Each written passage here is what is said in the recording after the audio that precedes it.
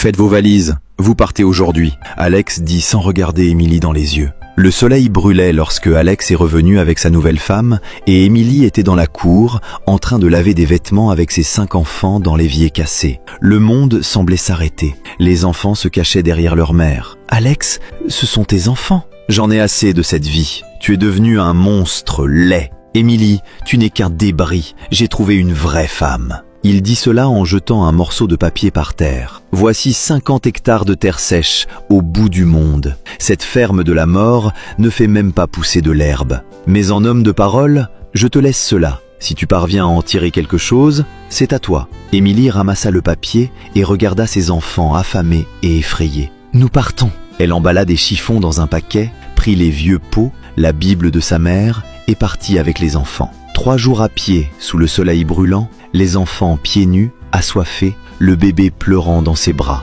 Lorsqu'ils arrivèrent, Émilie faillit s'effondrer. Une maison en boue sur le point de s'effondrer, avec un toit cassé, entouré de pierres et d'arbres morts, de terre fissurée, sans eau, sans ombre, sans espoir. « Maman, on va vivre ici ?» demanda l'aînée, âgée de 10 ans. Émilie regarda le ciel brûlant, s'agenouilla sur la terre sèche avec les enfants autour d'elle. « Seigneur, je ne demande pas de richesse, seulement de la force de nourrir mes enfants. Montre-moi un chemin. » Elle se leva, s'essuya les larmes, c'était la première fois qu'elle se permettait de pleurer, et dit « Allons travailler. » Cette nuit-là, ils dormirent sur le sol.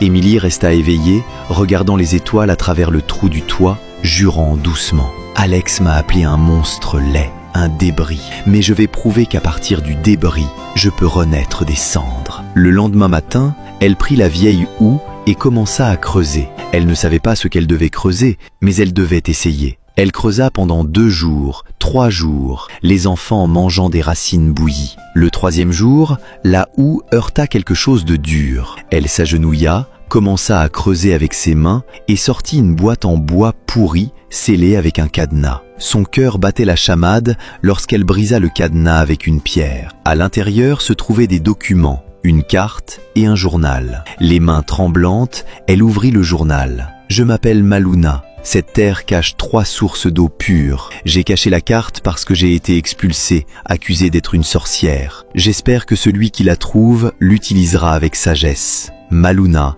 1847. Émilie ouvrit la carte avec 3 points marqués. Elle prit la houe, alla au premier point et de l'eau claire jaillit. Elle s'agenouilla, des larmes coulant sur ses joues pendant que les enfants buvaient à leur soif. Cette nuit-là, elle sut que Dieu lui avait répondu. Mais elle ne savait pas que cette terre cachait encore de nombreux secrets et qu'Alex, ayant entendu des rumeurs, avait déjà commencé à planifier son retour. À suivre, commenté pour la partie 2.